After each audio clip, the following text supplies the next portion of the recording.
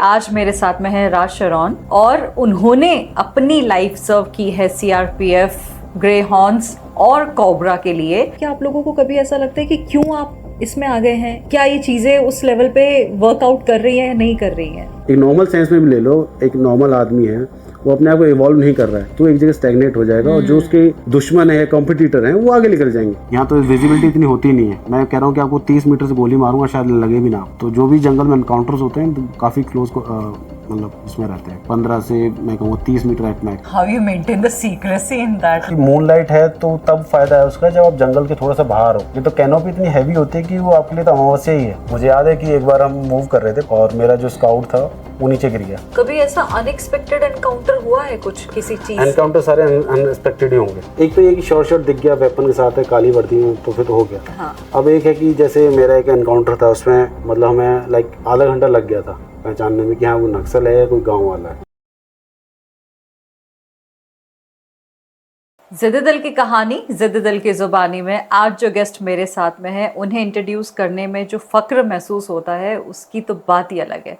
क्योंकि आज मेरे साथ में है राज शरौन और उन्होंने अपनी लाइफ सर्व की है सीआरपीएफ, ग्रे हॉर्न्स और कोबरा के लिए।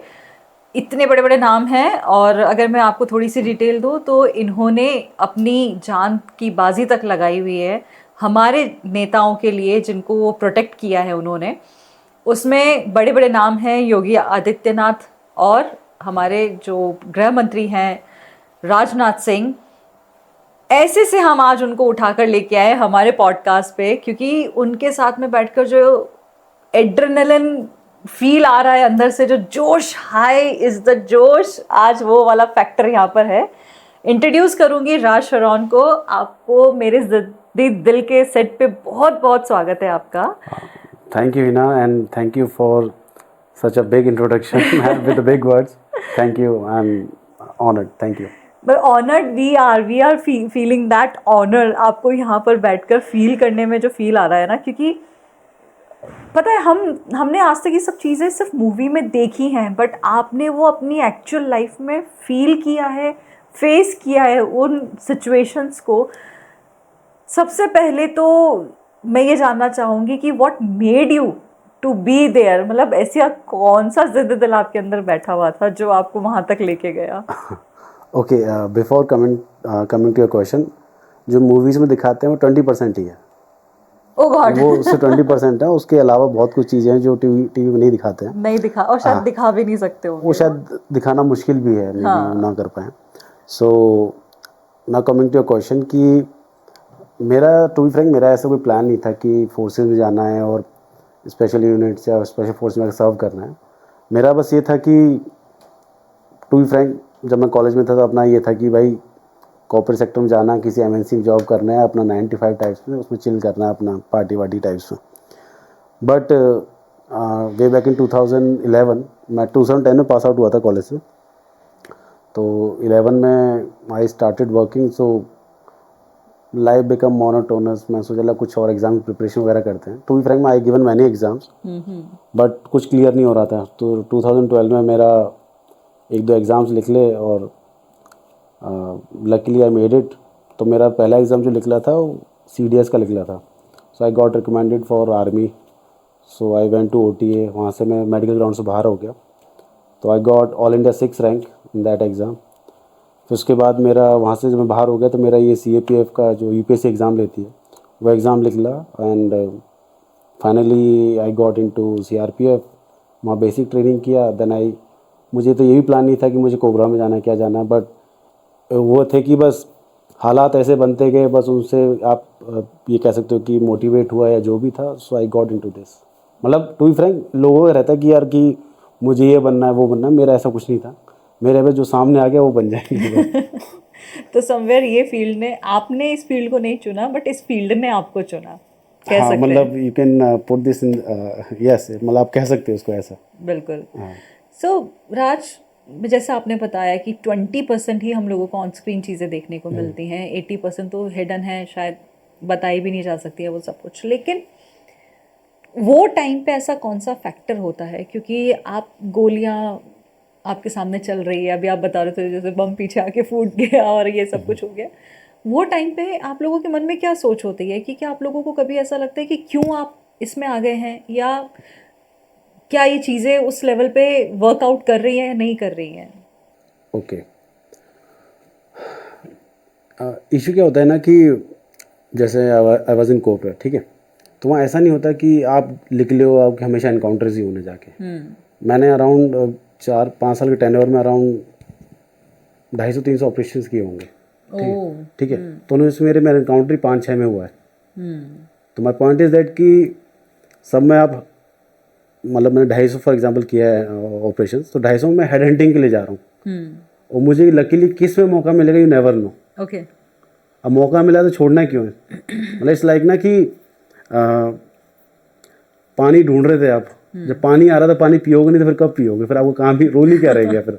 जिस चीज़ के लिए आप इतनी मेहनत कर रहे हो, सालों साल लगे हो, रात दिन आप जंगल में बिता रहे हो, इतने हादसे आप फेस कर रहे हो, और वो भी ऐसी कि जो टेरेन आपके अगेंस्ट में है, मौसम आपके अगेंस्ट में है, और जब आपको मौका मिला तो आप उससे दूर थोड़ी हटोगे।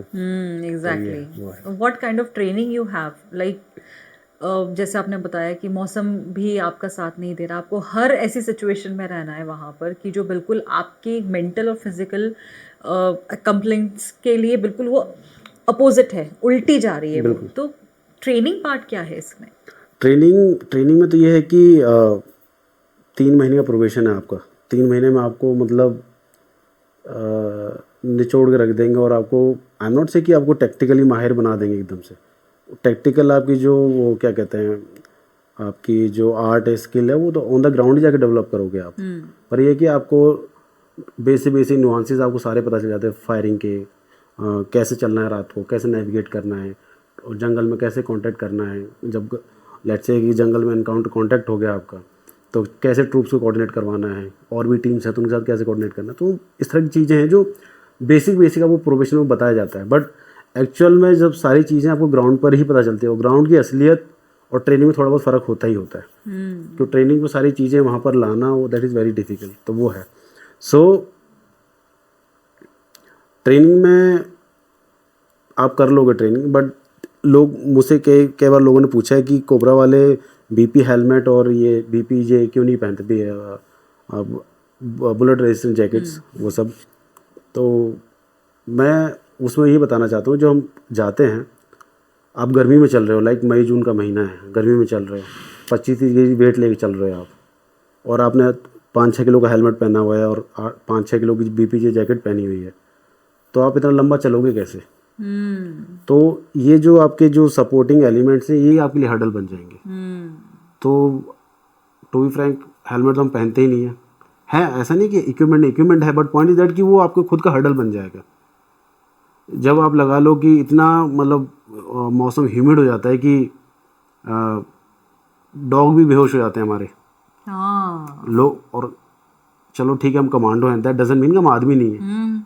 तो कभी बार ऐसी नौबत आ जाती है कि नहीं यार दम घुट रहा है, और उस टाइप से हमारे साथ भी हो जाता है ये, क्योंकि इतनी ह्यूमिडिटी बढ़ जाती है। जैसे टेरेन में हम ऑपरेट कर रहे होते हैं कि लगता है भाई बस बैठे रहो, और कभी कभार एक बार तो ऐसा हुआ है कि दिन में हम 6-7 लीटर पानी पी गए। वो पानी तो हमारे लिए वो है क्या बोलते हैं उसको, बहुत ही अमृत एग्जैक्टली, क्योंकि ऑपरेशन में हमें पानी मिलता नहीं है, और हमारा लेट से कि 25-30 केजी वेट है, तो उसमें 10-15 केजी तो पानी होता है, और वो हमें पूरे 3-4-5 दिन जितने के दिन का भी ऑपरेशन उसके अकॉर्डिंग मैनेज करना पड़ता है। और being a part of cobra, तो हम गांव के अंदर नहीं जाते, बिकॉज हमारा सरप्राइज एलिमेंट खराब हो जाएगा। पानी मिलेगा आपको गांव में ही, तो इसी वजह से मतलब बहुत सारे वो रहते हैं, और ये चीज़ें धीरे धीरे डेवलप करते हो। ट्रेनिंग में क्या होता है कि आपको वेट कैरी करना, रात को टैक्टिकल मूव करना, और हाँ एक चीज़ और, जो भी हमारा मूवमेंट होता है रात को होता है, हम कहीं कोई टॉर्च वगैरह लेके नहीं चलते हैं, जंगल में बस एक दूसरे का बस बैग पकड़े वो चल रहे होते हैं। सो ये रहता है। जैसे कि आपने बताया कि आप लोगों के पास में टॉर्च भी नहीं होता है, तो इस टाइम पे चीज़ों को नेविगेट करना कितना ज़्यादा मुश्किल हो जाता है आप लोगों के लिए? आप कैसे कर पाते हैं उनको नेविगेट? फर्स्ट ऑफ ऑल क्या है कि जिस काम के लिए हमने अपने आप को वॉलंटियर किया है ना, तो उसमें क्रिप करने का कोई पॉइंट है नहीं। कि आपने बोला, आपको पता है कि भाई ये सारी, जैसे आप जो आपको पहले क्वेश्चन में था कि भाई गोलियां जा रही हैं, गोले गिर रहे हैं आपके आसपास और वो सब, तो थिंक इज दैट कि हमने तो इसी काम के लिए अपने आप को वॉलंटियर किया, राइट? एग्जैक्टली। और लेट्स से कि हम किसी हार्श टेरेन में ऑपरेट कर रहे हैं और पानी नहीं है, तो वी कैन नॉट से कि भाई या मेरा पानी नहीं है मैं ऑपरेशन नहीं कर सकता, नो, मतलब this will be treated as a excuse, आप काम नहीं करना चाह रहे, बिकॉज आपको इस चीज़ के लिए थोड़ी ट्रेन किया गया कि आप बहाने मारो वहाँ जाकर, बिकॉज ये चीज़ सब चीज़ें बहाने हो जाते हैं। तो आपको इस तरीके से तैयार होकर जाना है कि भाई ये सब चीज़ें तो सेकेंडरी हो जाती हैं, मेन तो आपका टारगेट है, टारगेट अचीव करना है, देन उसके बाद कुछ होता है तो then we will think about this. तो ये मैं कहूँगा मेंटल एप्टीट्यूड या mind set over the period time training में ही बनता है। आपको इतना मतलब कराया जाता है, ग्रिलिंग होती है वहाँ पर ना, कि लोग ट्रेनिंग से जो स्पेशली जो लोग फौज में होते हैं, बहुत लोग ट्रेनिंग को थोड़ा अवॉइड करते हैं, इसलिए अवॉइड करते हैं कि बिकॉज फिजिकल हार्डशिप तो है ही है, वहाँ पर एक अलग लेवल का स्लीप डेप्रिवेशन भी है। आप लगा लो 3-3 महीने आप ट्रेनिंग कर रहे हो, आप लगे पड़े हो, और 3-4 घंटे सोने को 4 घंटे सोने मिलेगा तो लग्जरी मिल गई आपको, उस तरीके से हो जाता है।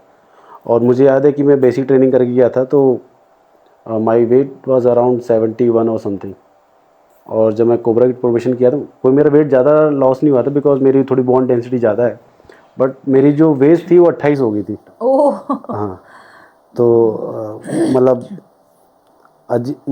ऐसे लीन बॉडी टाइप्स हो जाती है, बट वो है कि ट्रेनिंग के साथ ये है कि आपकी बॉडी के अंदर एनर्जी बहुत आ जाती है, बेशक से मैं कमजोर पतला हो गया था, बट स्ट्रेंथ काफ़ी बढ़ जाती है आपकी। वो है। पर जैसा कि देखा जाता है कि इंडियन जो ट्रेनिंग सिस्टम है सीआरपीएफ को लेके, बोला जाता है कि this is the toughest training in the world. नहीं, but the thing is that कि it's not about being toughest, it's about कि आपका रोल क्या है, आपका रोल के अकॉर्डिंग ट्रेनिंग होगी। Okay, for example let's say कि भाई मार्कोस है, तो मार्कोस का रोल अलग है, वो एम्फीबियस फोर्स है, राइट, उनको लैंड, एयर और वाटर तीनों के लिए ट्रेन करना है, इसलिए उनकी ट्रेनिंग लंबी चलती है। जो अदर फोर्सेज लाइक पैरा हो गया, गरुड़ हो गया, या हमारा कोबरा हो गया, एनएसजी हो गया, बिकॉज आपकी ट्रेनिंग डिपेंड कर रही है किस थिएटर में आप ऑपरेट कर रहे हैं। ओके, ठीक है, तो इट्स नॉट अबाउट कि भाई तेरी ज़्यादा टफ है या मेरी ज़्यादा टफ है, इट्स अबाउट कि आप कौन से थिएटर में ऑपरेट कर रहे हो। तो कोबरा क्या है, थिएटर अलग है, जंगल वॉरफेयर, तो वो उसी 3 महीने उनका चलता है। पैरा का अलग है, वही उनको लैंड पर ट्रेन फाइट करना है, तो उनका उसके अलग है। आई एम नॉट सेइंग कि वो क्रॉस उनका ट्रेनिंग वो भी होता है, बट मेन फोर्टे उनका वो है। मतलब यू मीन टू से कि हर एक सेक्शन का अलग ट्रेनिंग सिस्टम होता है, मतलब फेस तो सबको एक लेवल की ट्रेनिंग करनी ही है। हाँ, लेकिन उसके बाद में फिर उसको स्टेजेस आ जाते हैं। बिल्कुल बिल्कुल, वो ही रहता है। तो जैसे मार्कोस हो गए, पैरा हो गया, तो सबका अपना जो क्या कहते हैं, अलग अलग एरिया ऑफ फील्ड है उनका, तो उनको फील्ड में एक्सपर्टीज लेनी पड़ती है। तो जिसका जितना ज़्यादा एक्सपर्टीज वाला है उनकी ज़्यादा ट्रेनिंग होती है। तो वो है। तो हमारा एक सेट है जंगल वॉरफेयर, और ऐसा नहीं कि कोई फील्ड छोटा है बड़ा है, पॉइंट दैट कि हर एक फील्ड का अपना अंदर जाके वो उतना ही बड़ा एक्सपेंशन है। तो जैसे मैं झारखंड में ऑपरेट कर रहा हूँ, तो मेरी जो मॉडस ऑपरेंडी होगी, काम करने का तरीका होगा, जो चलने का तरीका होगा, इवन मैं कैसे टीम फॉर्मेशन चल रहा हूँ, वो अलग होगा जब मैं छत्तीसगढ़ में जाऊँगा। ऐसा नहीं कि मैंने ट्रेनिंग कर ली और मैं इसी ट्रेनिंग के बलबूते पर छत्तीसगढ़ में वैसे ऑपरेट करूँगा, झारखंड में एक ही तरीके से ऑपरेट करूँगा, या उड़ीसा में एक तरीके से ऑपरेट करूँगा। तो हमारा ऑपरेट करने का तरीका भी फिर चेंज होता है। ओके, बिकॉज कि टेरेन अलग है, जो वहाँ पर दुश्मन, उसका लड़ने का तरीका अलग है, तो इस तरह के काफ़ी सारे फैक्टर्स होते हैं। नहीं तो ये आपको ट्रेनिंग में ही सिखा दिया जाता है, या फिर हर ऑपरेशन से पहले आपका एक ट्रेनिंग सिस्टम नहीं, ट्रेनिंग में आपको क्या है कि जनरल सारी चीज़ें कवर कर दी जाती हैं, लाइक कि 80% चीज़ें आप ट्रेनिंग में प्रोबेशन में कवर कर लेते हो। अब लेट्स से जिस यूनिट में आप जा रहे हो, तो वहाँ पर यूनिट लेवल पर ट्रेनिंग चलती रहती है, आपकी ड्रिल चलती रहेंगी। लेट्स से कि आप टीम में गए हो, तो टीम के साथ आपको फिजिकल इवेंट वगैरह होंगे। उसके बाद क्या होता है कि चलो वो हो गया, उसके बाद लेट्स से कि वी प्लान एक्सरसाइजेज कि भाई इन इवेंट ऑफ फायर किस टीम के साथ कहाँ फायर होगा, तो कौन सी टीम या कौन सा सेक्शन कैसे कवर देगा, कौन से मतलब कहाँ से सपोर्ट एलिमेंट आएगा, रीइंफोर्समेंट कैसे जाएगी, उस तरीके से। तो इस तरीके से फिर ग्राउंड यूनिट लेवल पर अलग एडवांस ट्रेनिंग चलती रहती है। तो ये है, और ये जो ट्रेनिंग वाला पार्ट है, दिस इज कॉन्टिन्यूस प्रोसेस। अच्छा, मतलब ये तो कभी रुकना ही नहीं है। हाँ, ऐसा नहीं है कि भाई इस महीने मैंने ट्रेनिंग कर ली अब मैं 4 महीने नहीं करूँगा, ऐसा नहीं होता। कुछ ना कुछ नया, क्योंकि अब अगर आप अपने आप को इवॉल्व नहीं करोगे, एक नॉर्मल सेंस में भी ले लो, एक नॉर्मल आदमी है, वो अपने आप को इवॉल्व नहीं कर रहा है, तो एक जगह स्टैग्नेट हो जाएगा, और जो उसके दुश्मन है या कॉम्पिटिटर हैं वो आगे निकल जाएंगे।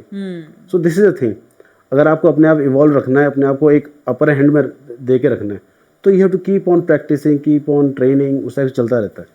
ट्रेनिंग मतलब ये नहीं कि आप दौड़ ही रहे हैं, ट्रेनिंग में बहुत सारे होता है, वेपन्स का यूज़ कैसे करना है, आपका जो लेट से फायरिंग हो गया तो फायर एंड मूव के कोई टैक्टिक्स में चेंज करना है, उस तरीके से बहुत सारी चीज़ें रहती हैं। राइट।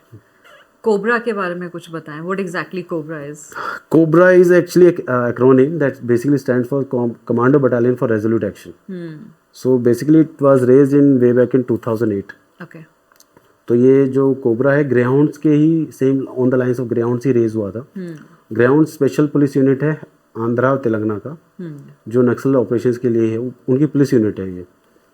तो उसी की सेम लाइंस में कोबरा को रेज किया गया था बिकॉज सीआरपीएफ को रोल दे दिया था ये नक्सलिज्म को फाइट करने के लिए। तो उनको फिर वहीं से सीआरपीएफ लोगों को निकाला गया, स्पेशल 10 यूनिट रेज की गई कोबरा की, 201 से लेकर 210 तक। मेरी 203 थी। तो हर एक यूनिट को अलग अलग लोकेशन दे दी। तो उस यूनिट ने फिर ट्रेनिंग्स की, अपने आप को इवॉल्व किया, फिर जाके अंदर घुस घुस के फिर लोगों को मारा है फिर। तो कोबरा बेसिकली ये स्पेशल कमांडो यूनिट जो जंगल वारफेयर में एंटी गोरिल्ला वारफेयर टैक्टिक्स कह सकते हो आप, उसमें एक्सपर्ट है, उसमें जाके लड़ती है। And I think because of cobra जब मैं झारखंड में वे बैक इन जब मैं ज्वाइन किया 2014-15 में, उसके मुकाबले अब मैं तो झारखंड ऑलमोस्ट फ्री सा हो गया नक्सल फ्री टाइप्स में। तो that is because of cobra, because हम एकदम we act as a strike force और अंदर जाके हिट करना उस टाइप से रहता है। और सोर्स क्या होता है, मतलब जैसे आप, क्योंकि उसमें आई गेस सिविलियंस भी कहीं ना कहीं हर्ट होते होंगे, जब आप बात कर रहे हैं कि हमने वो एरिया बिल्कुल क्लीन कर दिया है, नीट कर दिया है बिल्कुल, तो आपकी सोर्सेज क्या होते हैं इस चीज़ के लिए? Sources to be frank, local police से ज़्यादा बड़ा कोई इंटेलिजेंस का सोर्स होता नहीं है। तो इनपुट हमें वहाँ से आता है, कुछ हमारा खुद का होता है थोड़ा बहुत, बट 90% वो लोकल पुलिस का ही होता है। Okay. तो वहाँ से इनपुट्स वगैरह आते हैं, उनके बेस पर हम ऑपरेशंस प्लान करते हैं। तो उस हिसाब से ऑपरेशन चलते रहते हैं। रही बात की सिविलियंस का लॉस का, वो ऐसा होता है कि सिविलियन लॉस तब होता है कि लेट्स से कि पार्टी में एनकाउंटर हो गई, सिविलियन बीच में आ गया, वो है, वो फिर कोलेटरल डैमेज है, उसमें आप क्या ही कर सकते हैं। बाकी विल ट्राई टू एंश्योर कि भाई कोई कांटेक्ट हो, एटलीस्ट कोई सिविलियन ना मारा जाए।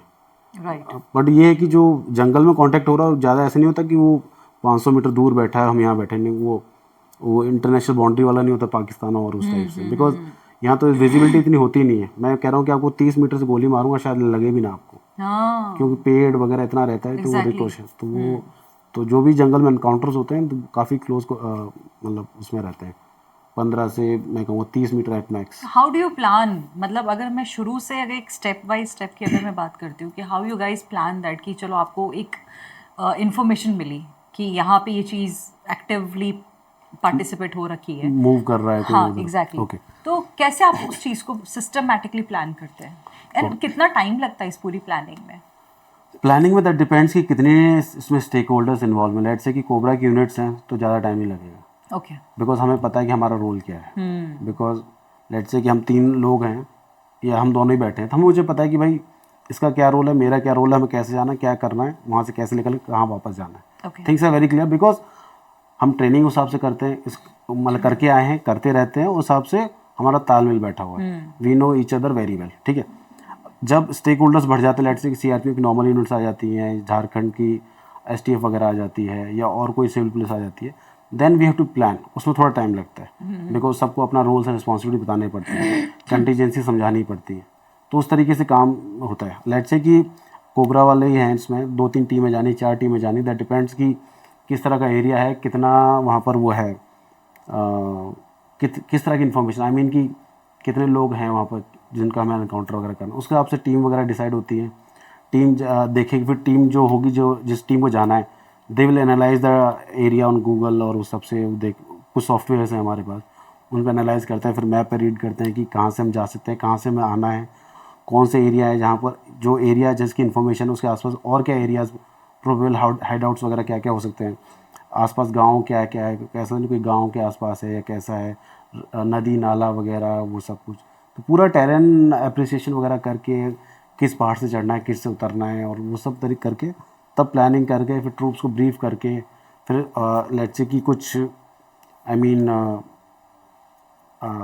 ऐसा कुछ है कि वो भी बड़ा ऑपरेशन है तो वी हैव टू सी कि भाई एमएमजी वगैरह लेके जाना है, ईजी कुछ अलग से इक्विपमेंट वगैरह लेके जाना है, तो उस तरीके से भी प्लान, फिर उसके अकॉर्डिंग ही हमारा मूव प्लान होता है कि भाई यहाँ से यहाँ तक की दूरी इतने घंटे की, तो इस टाइम लिख लेंगे। फिर उसके बाद हमें पैदल चलना है 10 किलोमीटर 15 किलोमीटर, उसके बाद हम कोर एरिया में पहुँचेंगे, कोर एरिया में सर्च करना है, उसके बाद यहाँ सर्च करने के बाद फिर हमें इस जगह जाके हॉल्ट करना है, उस जगह से फिर उधर जाना है, तो उस तरीके से ऐसे प्लानिंग होती है। How you maintain the secrecy in that, like क्योंकि ऑलरेडी एक ऑपरेशन को मतलब पूरा उसका प्लान आउट करना ऑपरेशन का, और उसके बाद में maintaining the secrecy will be the biggest task I guess. हाँ, सीक्रेसी केस में ये है कि बस नीड टू नो बेसिस पे आपको इन्फॉर्मेशन शेयर करते हैं। लेट्स से कि चलो कोबरा वाले हैं तो फिर तो कोई दिक्कत, सबको पता है क्या है इनसाइड आउट। लेट्स से कोई और भी जुड़ रहा है तो नीड टू नो बेसिस पे हम इन्फॉर्मेशन ये करेंगे भाई ऐसा है, तुम्हें वहाँ जाना है, ये करना है बस। ओके। तो वो ज़्यादा वो नहीं करते हैं डिस्क्लोज। बाकी मूवमेंट हमारा 90% अनटिल अनलेस हमें कोई एरिया दिन में सर्च करना हो तो बात अलग है। अगर हमारा जो मूवमेंट है वो रात को ही होगा। ओके। तो रात को हम गांव वगैरह अवॉइड करते हैं, बिकॉज गांव में दो दिक्कतें रहती हैं, दो नहीं एक्चुअली एक ही दिक्कत रहती है, दो आप कह लो कि अगर कोई घूमता फिरता मिल जाए वो है, दूसरा है कि कुत्तों की। अब गांव के आसपास से गुजरेंगे कुत्ते चिल्ला चीखना शुरू कर देंगे, एटलीस्ट जो भी आसपास जो भी एनिमी लोकेशन उसे पता चल जाएगा कोई मूव कर रहा है इसलिए कुत्ते भौंक रहे हैं। हाँ, तो वो अलर्ट हो जाएगा। तो गांव को अवॉइड करते हैं हम, और रात को मूव करते हैं इससे उनको पता ना चल जाए कि यहाँ कोई आ रहा है। और we try to reach as closer to them जितना हम पहुँच पाए उनके पास। मतलब एनकाउंटर होगा वो सुबह ही होगा, सुबह या दिन डे लाइट में। अच्छा, रात में नहीं होगा? रात में इनको पता नहीं चल रहा ना, हमें मुझे मेरा आदमी नहीं दिख रहा तो मैं एनकाउंटर कैसे करूँगा। हो सकता है कि मतलब जस्ट है हाइपोथेटिकल सिचुएशन की, हो सकता है कि हम रात में चुपचाप जाके बैठ जाए वहाँ, नक्सली भी वहीं बैठा हो, सुबह उठ के पता चले कि यार ये तो ये नक्सली बैठा हुआ है। रात को मतलब वही जंगल में, तो आप ये लगा लो कि मून लाइट है तो तब फायदा है उसका जब आप जंगल के थोड़ा सा बाहर हो, नहीं तो कैनोपी इतनी हैवी होती है कि वो आपके लिए तो अमावस्या ही है, कुछ नहीं दिख रहा था, आप ऐसे पकड़ पकड़ के चल रहे होते हो। अच्छा। हाँ, आप आंख बंद कर लो या खोल लो, it's like almost equal types. Oh God, मतलब बिल्कुल इतना हाँ, खूब अंधेरा होता हाँ, है बिल्कुल कि... बिल्कुल। ओह, मुझे याद है कि एक बार हम मूव कर रहे थे पहाड़ के, मतलब इतना कोई बड़ा पहाड़ नहीं था बट पहाड़ था, और मेरा जो स्काउट था वो नीचे गिर गया। पहाड़ से नीचे? हाँ, पहाड़ से नीचे, बट दैट वाज नॉट, मतलब कि पहाड़ से नीचे नहीं, बस ये था कि वो 7-8 फीट का गड्ढा, मतलब वो था, वो पता नहीं चला, वो गिर गया नीचे। बट लकीली उसको चोट नहीं लगी और ज़्यादा कुछ गया नहीं नीचे, अदरवाइज नहीं तो यू नेवर नो कि फिर क्या है। हाँ, और इसमें बहुत सारी टैक्टिक्स है कि लेट से कि ये पहाड़ है तो हमें ऐसे नहीं चलना है, और कोई बंदा यहाँ बैठा हुआ उसको रिज पे आप दिख जाओ चलते हुए। कैसे, मतलब मैं समझी नहीं। मतलब ये पहाड़ है राइट, मून ऊपर भी है, मतलब मून कम है ज़्यादा, दैट इज डिफरेंट थिंग। अगर आप ऐसे चल रहे हो, कोई बंदा इधर बैठा है या उस साइड बैठा है, तो रिज पे कोई चलता हुआ आदमी दिख जाता है। लेट्स से कि आप ये मान लो कि कोई घर की दीवार है, आप अंधेरे में बैठे हो, वो दीवार के ऊपर खड़ा होकर चल रहा है, वो दिखेगा आपको, बिकॉज वो उसमें आ गया ना, उसके बैकड्रॉप में आ गया। एग्जैक्टली। हाँ, तो ये चीज़ भी आपको देखनी पड़ती है कि भाई इसमें भी नहीं दिखना है, इसमें भी दिखना नहीं है, रिज पकड़ के नहीं चलना है। सो लाइक जैसे एक ऑपरेशन पे मिनिमम कितने लोग होते होंगे कि हाँ इतने का तो ट्रुप जाना ही जाना है? Minimum strength is one team is around 20 odd people, including officer. हाँ, और मैक्सिमम की तो कोई लिमिट नहीं है। मैक्सिमम की तो खैर कोई लिमिट नहीं है, लेकिन जितने भी लोग हैं उन लोगों का जो आपसी तालमेल है, मतलब हर चीज़ आप लोगों को ट्रेनिंग में सिखाई जाती, समझाई जाती, बट ऑन ग्राउंड वो जो आपसी तालमेल आप लोगों के बीच में बैठता है, मतलब यहाँ तो कोई डांस कंपटीशन भी होता है ना, तो 20 लोगों का एक हाथ इधर जाता है तो वो कैसे आप लोग सेटल करते हैं? वो बेसिकली क्या होता है ना कि फौज की सबसे अच्छी बात है कि स्पेशली स्पेशल फोर्सेस में कि आप जो भी काम करोगे ना, जो सबसे छोटा कंपोनेंट होता है that is of your body pair. Body pair is me and my body, दो लोगों का होता है। इससे छोटा सेक्शन कुछ होता ही नहीं है। अगर मुझे कहीं अकेले कुछ ऑपरेट करना है तो मैं अपनी बॉडी पेयर के साथ जाऊंगा, बिना बॉडी पेयर के नहीं जाना है। तो क्या होता है कि लेट्स से कि एंड कोई कांटेक्ट हो गया, तो लेट्स से कि भाई देयर इज अ पॉसिबिलिटी कि जो हमारा 3 सेक्शंस होते हैं, 1 2 3, ये मतलब 6 7 लोग बटे होते हैं, 20 लोगों के करीब जो स्ट्रेंथ होती है। तो 80-90% चांसेस में क्या होता है, जो फर्स्ट जो सेक्शन है, जो ऑफिसर वाला सेक्शन है, उसी के साथ कांटेक्ट होता है। ठीक है। तो जो कांटेक्ट होता है तो बीइंग ऑफिसर या जिस साथ भी कांटेक्ट हो, कहीं भी कांटेक्ट हो जाए, तो वो बंदा बताएगा कि फायर यहाँ से आ रहा है, तो उसके according we have to take action कि ये सेक्शन ऐसे जाएगा, ये सेक्शन ऐसे जाएगा, ये सेक्शन या ऊपर जाके उसको कवर करके हाइट तब फायर करेगा ऐसे। तो वो चीज़ें विद ट्रेनिंग आप वो देख के कि भाई इस सिचुएशन में कैसा होगा, मतलब वी को कीप ऑन प्लानिंग टाइप्स में ना कि भाई ये करना है, ऐसे करना है। और अपार्ट फ्रॉम दैट ट्रेनिंग तो चल ही रही होती है।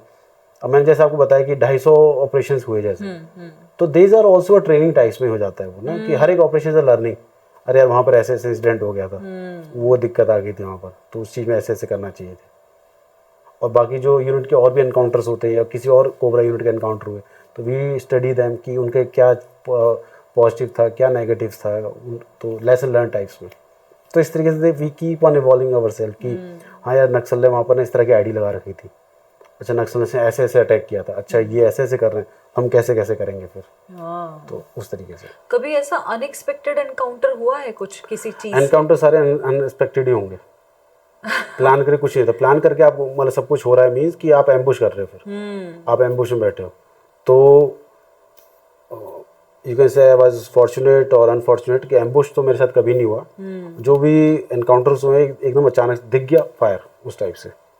How do you recognize them? Like जैसा आपने बोला कि अनएक्सपेक्टेडली होते हैं और सब कुछ होता है, प्लानिंग तो होती भी नहीं है, तो how exactly you recognize them कि हाँ this is the one which I have to shot, you know? Okay, तो एक्चुअली इसमें क्या है कि जो नक्सली हैं, जो हार्डकोर नक्सली हैं, वो यूनिफॉर्म पहनते हैं अपनी काले रंग की। बट बहुत लोग क्या है कि सिविल कपड़े भी पहन के रखते हैं नक्सली। तब वही है कि जैसे लेट से कि मैं किसी एरिया में ऑपरेट करने गया हूँ, तो मुझे पहले पता होना चाहिए कि यहाँ कोई और फोर्स तो नहीं है। मैं और मेरी टीम है या और टीम है बस, तो हमारी टीम होगी तो ड्रेस ऑलमोस्ट टी शर्ट है हमारी, सेम होगी। हाँ सेम है। इसके अलावा जो दिख रहा है वेपन साथ, ही इज एनिमी। और उससे बड़ी एक दिक्कत और है कि लेट से कि आपको जंगल में आप ऑपरेट कर रहे हो, दिन में सर्च कर रहे हो, लेट से उस एरिया में कोई आपको दिख गया, उस वक्त वेपन नहीं है, तो he is not an enemy. But वो थोड़ी देर घूम के आ जाए, आपको फायर कर दे बंदूक से, he is enemy. So this is also a trick और यू कैन से कि हर्डल। बॉडी लैंग्वेज से भी समझ में आता है आप लोगों को? सामने वाले की बॉडी लैंग्वेज आपको कुछ एक्सप्लेन करती है? नहीं, मतलब वो भी एक तरीके से ट्रेंड ही होते हैं। वो भी ट्रेंड ही होते हैं, राइट। तो उसमें नहीं पता चलता कि सामने वाला बिना हथियार के नक्सल है या नहीं है। दे हायर प्रोबेबिलिटी कि हम नक्सल से पूछ रहे हैं कि इधर कोई आया था क्या। और फिर अगर बिकॉज थिंग इज दैट कि वहाँ पर ना हमें नहीं पता कि यू आर नक्सल, बिकॉज हमारे पास कोई फोटोज वगैरह नहीं है उनके। इवन जो लीडर्स, जो उनकी हायर लीडरशिप है नक्सल्स की, उनके भी फोटोज भी 10-10, 15-15, 20-20 साल पुराने। अगर वो बंदा भी सामने आ जाए, हम उसी से पूछ लें, हो जाए, तो हमें नहीं पता है कि वो नक्सल है या नहीं है। और बिना हथियार के कोई मर गया तो हो सकता है कि ह्यूमन राइट्स का केस भी लग जाए आपके। एग्जैक्टली, क्योंकि ये भी तो प्रेशर आप लोगों के ऊपर होता ही होगा ना, कि कहीं ऐसा ना हो जाए कि कोई सिविलियन या राइट ऐसा कुछ अनफॉर्चुनेट चीज आप लोगों के साथ में हो जाए, तो वो भी एक अलग से प्रेशर रहता ही है आप लोगों के ऊपर। तो वी कैन नॉट फायर कि हाँ भाई सिविलियन दिख गया मार दो, नहीं ऐसा नहीं। ऐसे में खुद को बचाना, सामने वाले को भी मारना है, मतलब कैसे तालमेल बैठता है फिर इन सब चीज़ों का? वो थोड़ा सा एक रिलेक्टेंस के साथ ही हम ऑपरेट करते हैं कि पहले विल इंश्योर कि वहाँ भाई है ये। इतना टाइम होता है आप लोगों के पास में वहाँ पे? एक तो ये कि शॉर्ट दिख गया वेपन के साथ है, काली वर्दी में, तो फिर तो हो गया। हाँ। अब एक है कि जैसे मेरा एक एनकाउंटर था, उसमें मतलब हमें लाइक आधा घंटा लग गया था पहचानने में कि हाँ वो नक्सल है या कोई गाँव वाला है। तो वी टेक अवर चांसेस। और इन बिटवीन अगर वो सामने वाला आपके ऊपर अटैक कर देता है तो? एक हुआ था जो मेरा पहला एनकाउंटर था, उसमें क्या था कि हमारी कोबरा की बहुत सारी टीमें ऑपरेट कर रही थी उस छोटे से एरिया में, और उनसे एनकाउंटर वगैरह हो रहा था। तो मेरी टीम आ रही थी ऊपर ब्रिज से उतर के, तो तीन लोग बैठे हुए थे, but they were sitting in CRPF uniform. CRPF की यूनिफॉर्म, कोबरा की यूनिफॉर्म, सीआरपीएफ की यूनिफॉर्म में बैठे हुए थे। तो मेरे स्काउट ने रोका कि सामने 3 लोग बैठे हैं बट वो यूनिफॉर्म में है। मैंने बोला यार यहाँ कैसे आ जाएंगे वो। बट फिर भी अब ये नहीं ना कि यू नेवर नो क्या वो। मैंने कहा पहले पता कर लो, ठीक है ना। मैंने नहीं मरेंगे कोई बात नहीं, पर कोई वो नहीं मरना चाहिए, सिविलियन नहीं मरना चाहिए। कोई नहीं, तो बाद में मारे जाएंगे, कोई दिक्कत नहीं।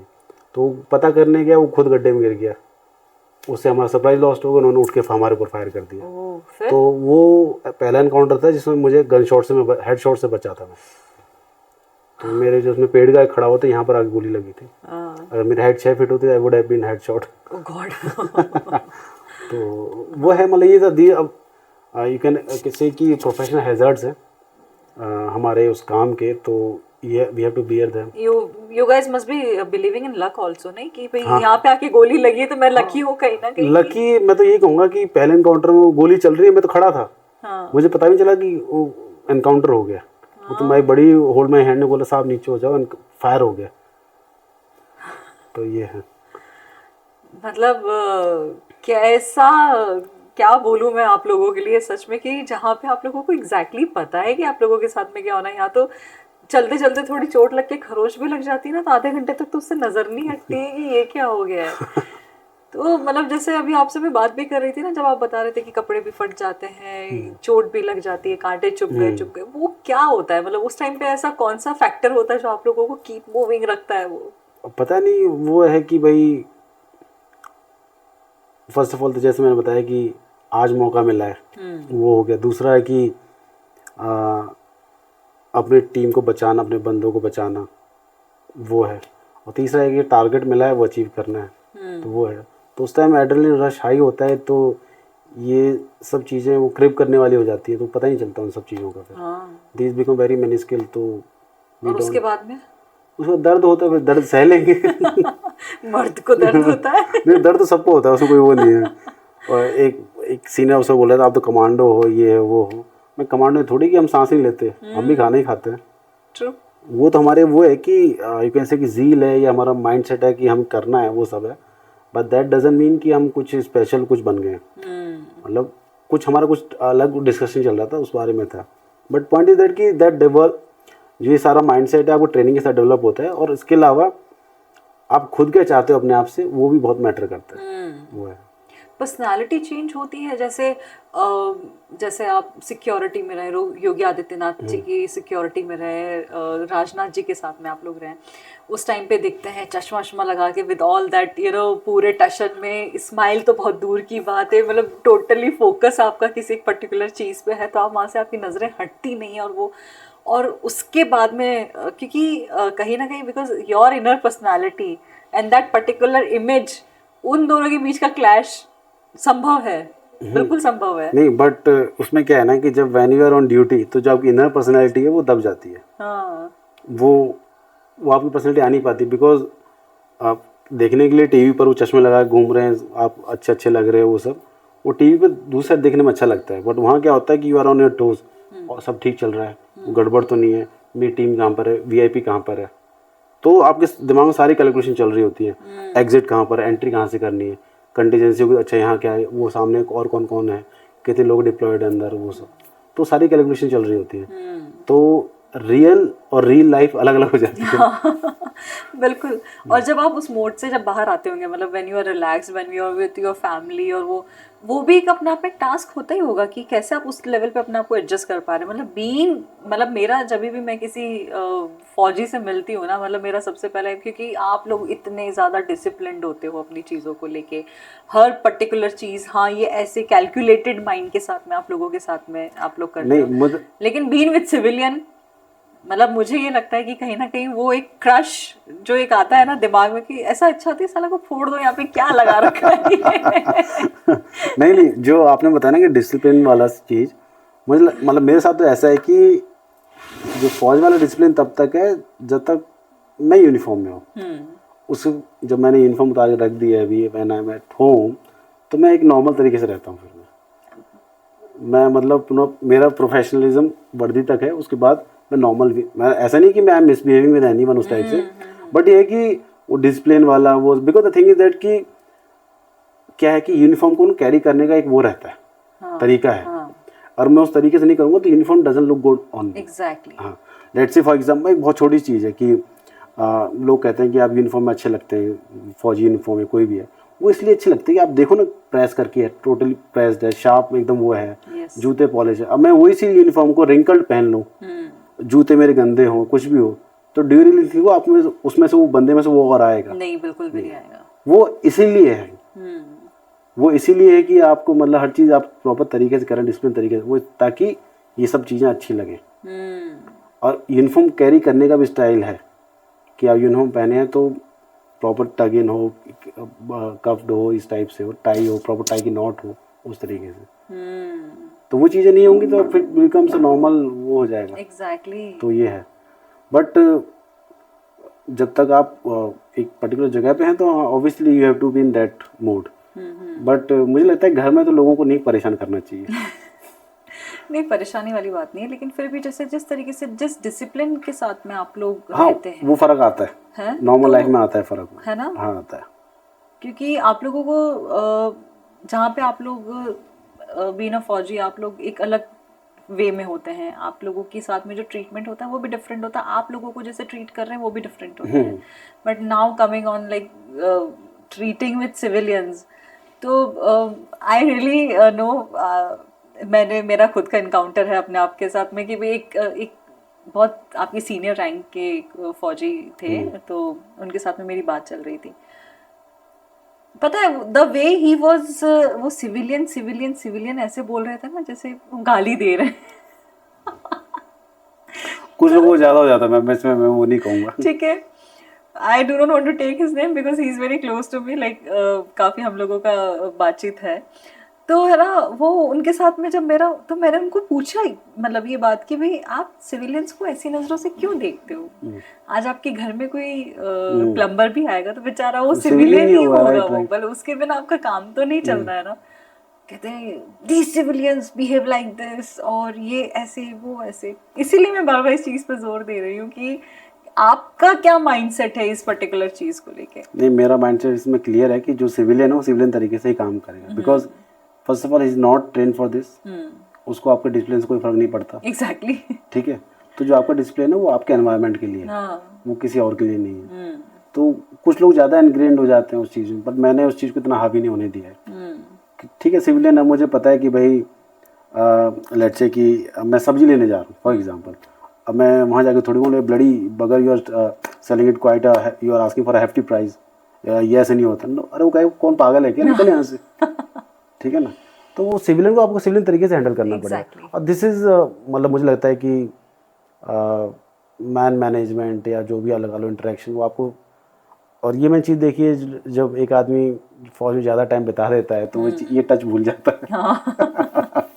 तो हो सकता है जो आपके मतलब जो सीनियर हैं जो भी हैं उन्होंने ज़्यादा टाइम बिता दिया हो, तो हो सकता है they might have lost the touch. बिल्कुल। तो स्पिरिचुअलिटी क्या आपको हेल्प करती है to maintaining the balance between your professional life and personal life? और पर्सनल लाइफ में अगर मैं आपसे पूछना चाहूँ तो आप कितने स्पिरिचुअल हैं?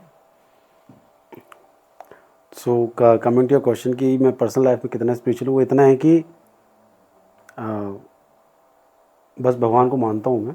I am not against any God या वो, बट ये है कि मंदिर वंदिर जाने का मुझे इतना वो नहीं है, बस ये है। बाकी रही बात स्पिरिचुअलिटी और प्रोफेशन का उसका, तो मुझे लगता है कि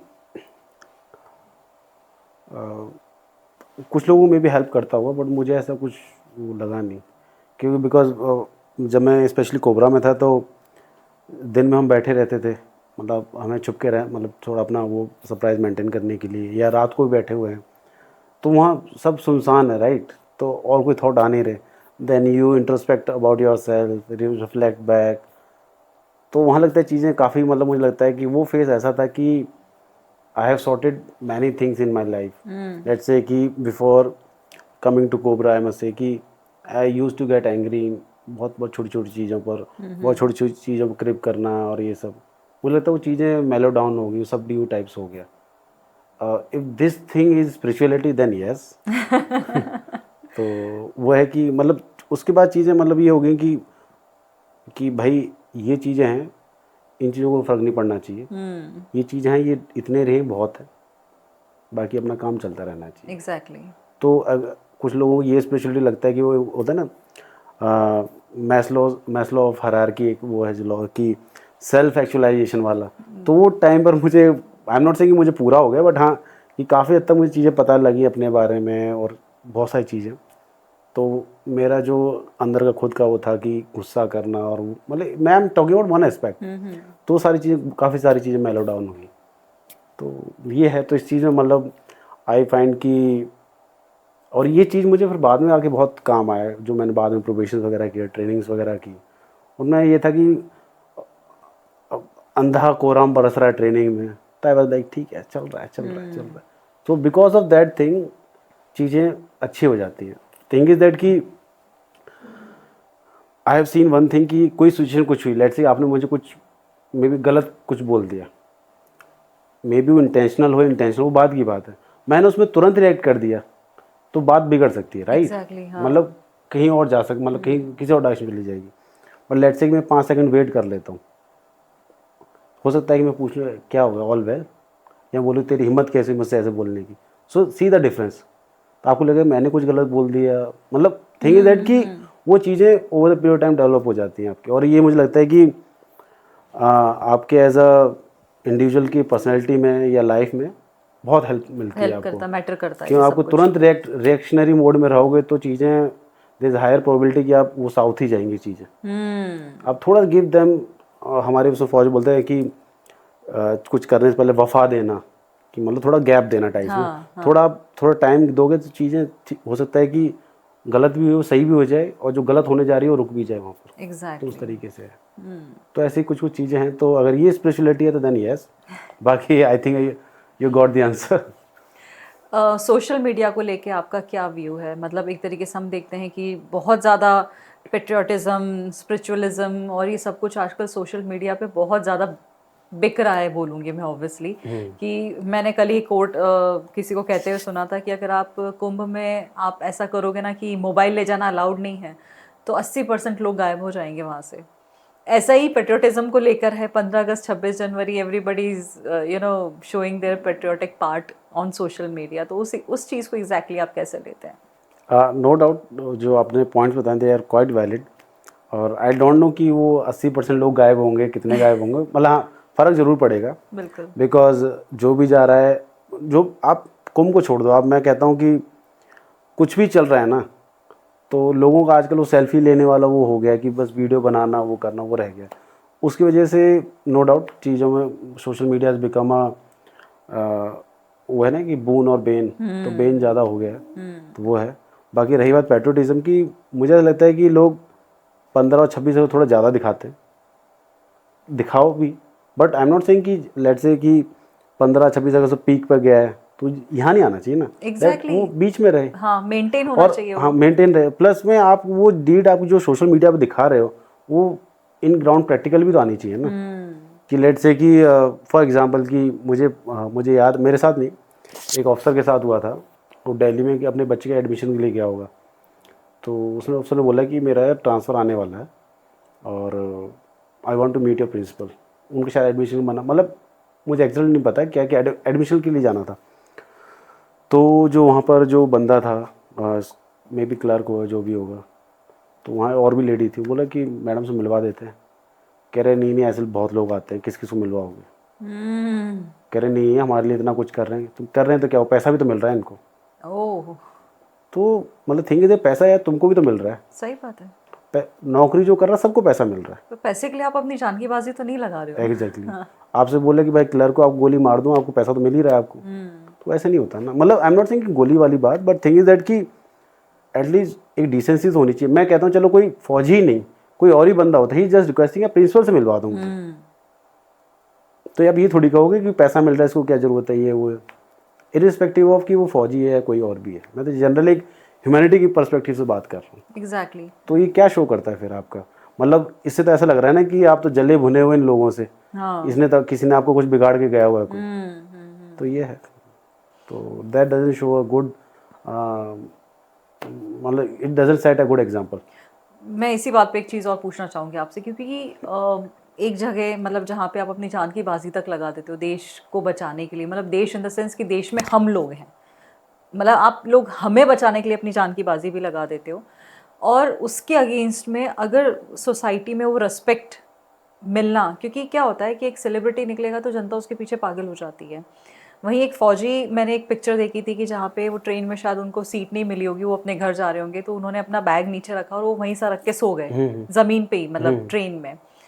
तो आप इस पे क्या मैसेज देना चाहेंगे कि exactly see everybody deserve that respect, but from my point of view, because एक फौजी अगर बॉर्डर पे लड़ रहा है तो एक डॉक्टर भी अपने घर वालों को छोड़ के और किसी की जान बचाने की कोशिश कर रहा है, या पुलिस भी, या सब लोग हैं, everybody requires that respect, fact है ये। लेकिन बीइंग अ फौजी, मतलब जिसको कहते हैं ना कि नहीं, आप तो वो सर्टिफाइड इंसान हो जो जिनको मिलना है, जिनको मिलना चाहिए। एग्जैक्टली मतलब एक मोदी जी का भी एक आया था, जब उन्होंने पूरा अपना स्पीच फौजियों के लिए डेडिकेट किया था, वहाँ पे उनको मतलब रिक्वेस्ट करनी पड़ रही है आम जनता से कि भैया आप इनको रिस्पेक्ट करो। तो ये कैसे लेंगे आप इस चीज़ को? नहीं, मेरा तो इसमें बहुत सिंपल है कि I am not setting standard कि भाई मुझे इतनी रिस्पेक्ट चाहिए। नो, मैं भी इंसान हूँ, आप भी इंसान हो। बस ये है कि लेट्स से कि कोई पर्सन इन यूनिफॉर्म है, कोई अपनी ड्यूटी करके आ रहा है, ड्यूटी करने जा रहा है, ही इज़ नॉट आस्किंग कि अपनी सीट खाली छोड़ के मुझे दे दो। बस थोड़ी जगह दे दो यार, और क्या है, इतना ही है। Exactly he is not saying कि आप खड़े हो जाओ, सल्यूट करते रहो मुझे। नो यार, ऐसा कुछ नहीं है। बस वो चाह रहा है कि वो अपनी जो ड्यूटी ऑफ प्लेस है या घर है, टाइम पर पहुंच जाए, बस इतनी ही डिमांड है। वो ऑलरेडी इतनी हार्ड से फेस करके आ रखा है कि अगर उसको ट्रेन में सीट नहीं मिली सोने की, हिल मैनेज, वो कोई बड़ी बात नहीं है, बिकॉज और भी लोग खड़े होकर जा रहे हैं। But he is not saying कि यार तुम्हारा सीट पर कंफर्मेशन है, अपनी सीट मुझे दे दो। नो नो, बस ये कि जज्बान की शांति में, मतलब कोई मुझसे बदतमीजी ना करे। मैं तो कर ही नहीं रहा खैर किसी के साथ, पर मुझे जो मेरी खुद की रिस्पेक्ट है उसको मेंटेन रखो। मैं मुझे घर जाने दो या प्लेस ऑफ ड्यूटी जाने दो, बस इतना ही है। एक नॉर्मल फौजी का यही है, उसको ये नहीं चाहिए कि भाई मुझे एसी वाला डब्बा चाहिए, वो चाहिए। बस ये कि जो मेरा काम है वो हो जाए, दैट्स इट। यूथ को आप क्या मैसेज देना चाहेंगे कि आजकल जैसे सोशल मीडिया कल्चर हो चुका है, रिसेंटली वी हैव सीन बहुत बड़ा एक अभी जो ब्लंडर हुआ है रणवीर अलाहाबादिया को लेके भी हुआ है, तो हर चीज़ सोशल मीडिया पे आ भी रही है और ये सब कुछ, तो इन सब चीज़ों को लेके आपका कैसा नज़रिया है? मेरा तो यही है कि यूथ को कि जो भी आप सुन रहे हैं, देख रहे हैं, आप उसको थोड़ा क्रिटिकली एनालाइज करें। आप देखें कि आपको क्या चाहिए, क्या नहीं चाहिए। ठीक है, now coming to Ranveer Allahabadia, ठीक है यार, उसने जो किया, टू बी फ्रैंक, उसको नहीं करना चाहिए था। बिकॉज जिस तरह का कंटेंट देता है, जिस तरह के लोग उसके व्यूअर्स हैं, ऑब्वियसली मतलब जितने भी उसके व्यूअर्स हैं उसमें मेजोरिटी तो यूथ ही है, राइट? तो he is a good man, मैं अभी वही है। बट वो है कि उसने ऑब्वियसली मतलब उसने बाद में माफ़ी वगैरह मांगी है उसने आके, but thing is that he shouldn't have done this. और टू बी फ्रैंक, लोगों ने उसको ऑलरेडी काफ़ी क्रिटिसाइज़ कर दिया है, उसकी वैसे ही लगा दी है काफ़ी। तो मुझे लगता है कि लोगों को अपना डिस्क्रिशन यूज़ करना चाहिए, किसको सुनना है, किसका क्या सुनना है। ठीक है ना, हो सकता है कि मैं आपको 10 बातें बताऊँ, मेरी 10 की 10 थोड़ी अच्छी लगेंगी, हो सकता है एक अच्छी लगे आपको, 9 अच्छी लगे। तो पॉइंट है कि लोगों को एकदम तुरंत ऐसे रिएक्ट नहीं करना चाहिए, एकदम से वो हो गया। पर दूसरा ये भी है कि एज अ लीडर है, जब आप इतने इन्फ्लुएंस करते हो लोगों को, तो आपको भी एक अपनी बाउंड्री सेट करके रखनी चाहिए कि भाई किस एरिया में आपको जाना है, किस एरिया में नहीं जाना है। ठीक है, तो वो उस चीज़ का भी ध्यान रखना चाहिए। But I think he has learned his lesson in a hard way, but that's okay. But वही है कि everyone deserve a second chance, तो we should give him a second chance. पर मुझे ये लगता है कि कहीं ना कहीं आपको ये गवर्नमेंट का एक लूप होल नहीं है कि इस लेवल का कंटेंट ऑलरेडी सोशल मीडिया पे बहुत ज़्यादा वायरल है? हाँ, ऑलरेडी है, वो वायरल इसलिए है कि लोग पसंद कर रहे हैं। हाँ। ठीक है ना, तब कोई लगाम क्यों नहीं लगाई गई उनके ऊपर? मतलब जैसे अगर आप शुरू में ही अगर आप ऐसी चीज़ों को कंट्रोल रखते तो शायद इतना लेवल उस चीज़ का आगे बढ़ता ही नहीं, इतनी हिम्मत सामने वाले में भी कभी नहीं आती कि भाई इस लेवल तक हम जा सकते हैं। और उस चीज़ को अब जैसे जो भी शो पे ये सब कुछ हुआ है, उसका जितना भी आप कंटेंट उठाकर देखोगे, that was basically famous for bullying only, कि वो दिस एंड दैट वे हमें सामने वाले बंदे को बुली करना है और आप उसको कॉमेडी का नाम दे रहे हो। राइट। ठीक है, तो इसमें बेसिकली ये मुझे ऐसा लगता है कि there are no set boundaries कि this is humour, this is dark humour और दिस इज़ वल्गैरिटी और वो। तो बाउंड्री डिफाइन करना, आई थिंक मुझे लगता है कि वो ज़्यादा हर्डल है इसमें, ना कि मैं बोलूँ कि this is good, this is very good और दिस इज़ एक्सीलेंट। तो बाउंड्री इज़ वेरी ब्लर।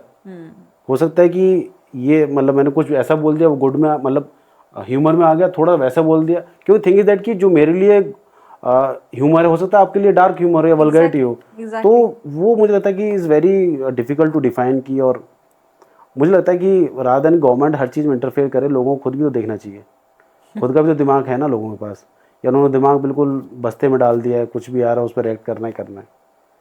जो आप कंटेंट पसंद नहीं, साइड हटाओ उसको। ऑब्वियसली जो चीज़ लेट्स से कि फॉर एग्जांपल जो भी ये शो था, लोग उसको देखेंगे नहीं तो बनेगा ही क्यों फिर बाद में, ये बात भी सही है। राइट। मतलब जो चीज़ मार्केट में आ रही है और उसको लोग खरीद नहीं रहे हैं तो प्रोडक्ट अपने आप बंद हो जाएगा, राइट। ये कंपनी थोड़ी बनाती जा रही है बनाती जा रही है, नो ऐसा नहीं होता। वो चीज़ बिकती तब है जब उसको लोग खरीद रहे हैं। ट्रू। मतलब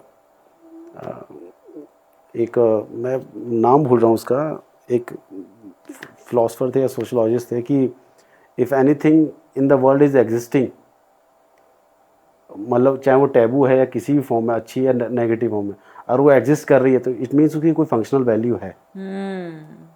मे बी पॉजिटिव मे बी हाँ नेगेटिव, नेगेटिव, डजंट हाँ मैटर। बिल्कुल बिल्कुल। For example you can take example of prostitution, बहुत टाइम से है, लोग टैबू मानते हैं पर स्टिल है ना, because it's creating some functional role. तो वही है, अगर लोग इस तरह का कंटेंट देख रहे हैं, वो इसलिए देख रहे हैं, वो कंटेंट इसलिए आ रहा है बार बार, लोग पसंद कर रहे हैं उसको, या जो भी है कंजम्पशन हो रहा है उसका, तो ये है। फिर भी एक मैसेज और प्लस इस चीज़ पे भी कि अगर किसी को इस फील्ड में जाना है, सीआरपीएफ बनना है, इन मतलब uniform services, yes in uniform services में, तो वो कैसे अपने आप को, मतलब आप उनको कैसे गाइड कर सकते हैं इस पर्टिकुलर चीज़ के लिए? Okay, first of all you have to decide कि आपको किस फेज में जाना है। मतलब एक है कि भाई मुझे 12th के बाद ही जाना है यूनिफॉर्म सर्विस में, तो आप उसके वो माइंड सेट थोड़ा अलग होगा। एक है मुझे अपनी कॉलेज लाइफ एंजॉय करनी है, मेरे जैसा हो गया, तो अपनी कॉलेज लाइफ एंजॉय करे, गिव 1 ईयर पढ़ाई को दे अच्छे से, क्योंकि मुझे लगता है किसी भी ऐसे डिफेंस एग्ज़ाम के लिए या यूनिफॉर्म सर्विस एग्ज़ाम के लिए 1 year is more than enough with full dedication. और डेडिकेशन ऐसा नहीं कि मैं पढ़ रहा हूँ मोबाइल लेके बैठा हुआ हूँ और पढ़ाई चल रही, वो नहीं। डेडिकेशन मीन्स कि प्रॉपर डेडिकेशन, आप मतलब 8-10 घंटे प्रॉपर पढ़ाई को दे रहे हो उस टाइप से, तो वो है डेडिकेशन। तो आप पढ़िए, 1 साल is more, 1 year is more than enough. आपको अपना सब कुछ पता लगे। जब आप अकेले होते हैं ना, you find your better self, तभी अपने आप को इवॉल्व कर पाते हैं। अगर आप ये मोबाइल लेके बैठे रहोगे तो इट विल आपको आगे नहीं ले जाएगा, वो पीछे लेके जाएगा। तो वो है। बाकी रही बात कि आगे कैसे प्रिपेयर करना है, उसमें यह है कि आप चूज़ योर एग्ज़ाम की कौन सा एग्ज़ाम देना, उसके अकॉर्डिंग आप प्रिपेयर करिए। एंड माइंड सेट ये रखिए कि यार ये चीज़ है मुझे अचीव करनी है, दैट्स इट। उसके लिए एक तरीका है पढ़ने का, उस तरीके से पढ़ना है। क्योंकि गवर्नमेंट के जितने भी एग्ज़ाम है ना, उसमें ये नहीं चाहिए कि मुझे कोई हाई आईक्यू वाला बंदा चाहिए, उसमें एक जनरल आईक्यू वाला बंदा चाहिए गवर्नमेंट को एग्ज़ाम क्लियर करने के लिए। और वही है कि right time right place right dress, जो फौज का रूल है, उस टाइम में आप पहुंच जाइए और things will click for you. बस वही है कि लक भी तभी काम करता है जब आप मेहनत करते हो, वो है। इसी का हमें ध्यान, ये नहीं कि भाई किस्मत में होगी तो हो जाएगा, ऐसा नहीं होता। किस्मत भी तभी होगी जब आप कुछ करोगे। एग्जैक्टली। तो ये है कि आप, मेरे लिए भी ऐसा नहीं था कि मैंने एक एग्ज़ाम दिया और मेरा हो गया। नो, मैंने भी बहुत सारे एग्ज़ाम दिए थे, नहीं लिख ले मैं यहाँ आ गया। और हो सकता है कि मेरे को पहले एग्ज़ाम निकल जाता, मैं शायद यहाँ भी ना आ पाता। पर उसके पीछे एक पैशन भी तो वर्क करता है ना। पैशन ही, मतलब वही है कि मतलब थिंग इज दैट कि सबके लिए मोटिवेशन अलग होता है। किसी के लिए घर वाले मोटिवेशन होते हैं, किसी के लिए उसके हालात मोटिवेशन होते हैं, किसी के लिए उसके दोस्त मोटिवेशन होते हैं, किसी के लिए कोई उसका मोटिवेशन होता है। तो आपको अपना मोटिवेशन फाइंड करना है और उस मोटिवेशन को कोशिश करिए कि मोटिवेशन आपके अंदर से आए, मोटिवेशन बाहर रील देख के ना आए। ठीक है, तो वो मोटिवेशन आपके अंदर से आएगा ना, तो आप, मैं एम गिव इन राइटिंग कि आप you will achieve it. Exactly वो है। I have seen lot of people की जो लोग दे एस्पायर फॉर आर्मी और वो नहीं कर पाते हैं, बट अगर उन्होंने कुछ उससे सीखा है ना, they are doing wonders in other field also. ऐसा है। ट्रू। वो है। बिकॉज आई नो 2 ऑफिसर्स जिनको I have guided them when I was in service. उसके बाद मैंने बहुत लोगों को गाइड किया when I was in service. So now one is, I think वो भी मेजर बन गया होगा, दूसरा वाला भी मेजर है। सो दे आर डूइंग गुड। और उनको मैंने गाइड किया कि वो दे वर लाइक कि सर ये दिक्कत आ रही है, वो हो रहा है। मैंने देखा दिक्कत सबकी ज़िंदगी में, ऐसा नहीं कि मेरी ज़िंदगी में ज़्यादा है तेरी में कम है। सबकी दिक्कतें हैं। अंबानी की लाइफ में भी दिक्कत है, मेरी लाइफ में भी दिक्कत है, पर दिक्कतें आप कोई कंपेयर नहीं करे, उसकी में कम है मेरी में ज़्यादा है। और किसी के सामने रोना भी नहीं है दिक्कतों को लेकर। तेरे घर में लाइट नहीं है, वो तेरी प्रॉब्लम है। तूने करना है ना, पढ़ना है तो भाई पढ़। कि पढ़ाई लाइट का बहाना लेके रोता रहेगा क्योंकि तेरे माँ बाप भी तो बिना लाइट के पढ़े थे ना। मतलब मेरे फादर थे को तो लालटेन में पढ़े थे। ट्रू। तो जब वो कर सकते हैं, अब तो इतनी सारा सब कुछ हो गया है, तो इतना वो आप क्यों बहाने दे रहे हो? अगर आप ऐसे एक्सक्यूजेस दे रहे हो तो मीन्स आप अपने आप को झूठ बोल रहे हो, राइट? तो वो है, मतलब वो पैशन ही नहीं है आपके अंदर उस चीज को परस्यू करने की। पॉइंट इज दैट कि अपनी प्रॉब्लम्स को आड़ में लेकर आप ये मत करो ना कि मुझे ये प्रॉब्लम है, मेरे घर वाले सपोर्ट नहीं कर रहे, वो नहीं कर रहे। ठीक है यार, घर वाले एक टाइम में किसी को सपोर्ट नहीं करते, बिकॉज दे डोंट वांट कि उनका बच्चा या बेटा या बेटी फेल हो। हाँ। बेसिक घर वालों को डर यही लगता है। True true. उनको ना सपोर्ट करने का रीज़न यही होता है। ठीक है, तो ये है। बिल्कुल। बीन इनटू कॉर्पोरेट्स नाउ, और जब आप इंडिया को सर्व कर रहे थे एज अ कोबरा, क्या डिफरेंस नज़र आता है आपको? ओके, एक्चुअली क्या है, जब आप सर्विस में रहते हैं और कॉर्पोरेट का हो गया, तो सर्विस में जैसे यूनिट में रहते हैं, they act as a family, right? एक कोहेशन बहुत अलग लेवल का रहता है वहाँ पर। और कॉर्पोरेट में क्या है, वहाँ सब सेपरेट इंडिविजुअल है, आपकी इंडिविजुअल रिस्पॉन्सिबिलिटी, आपको जो करना है। वहाँ आपके यार दोस्त होंगे वो ठीक है, otherwise no one is there to help you, right. But यहाँ पर क्या है कि फैमिली, मतलब वी यूज्ड टू से कि फैमिली अवे फ्रॉम फैमिली, तो उस तरह का नेट रहता है। और आजकल आपने देखा होगा कि काफ़ी सारे जो कॉर्पोरेट हेड्स हैं उन्होंने रिमार्क्स दिए कि आपको 80 आवर्स वर्क करना चाहिए, 90 आवर्स पर वीक टाइप से वर्क करना चाहिए। तो मुझे लगता है कि इसकी ज़रूरत भी नहीं है। मतलब मैं लेट्स से मैं किसी एमएनसी में काम कर रहा हूँ, मैं 90 आवर्स क्यों वर्क करूँ भाई? ठीक है, पैसा ही सब कुछ थोड़ी है, मेरी फैमिली भी है, मेरी हेल्थ भी है। मैं प्रोडक्टिविटी बढ़ा दूंगा, उससे क्या हो जाएगा? मैं अगले दिन हार्ट अटैक से मर गया, फिर मैं क्या करूँगा उस प्रोडक्टिविटी का? एटलीस्ट ऐसा बैलेंस रखो ना कि काम के time, point is that is it doesn't matter कि आप 90 घंटे काम कर रहे हो या 60 घंटे कर रहे हो। पॉइंट इज दैट कि आप कितना इफेक्टिव काम कर रहे हो। आप हो सकता है ना कि आप 5-6 घंटे में इतना इफेक्टिव काम कर देते हो कि आपको 4-5 घंटे काम करने की जरूरत ही नहीं आगे। ट्रू।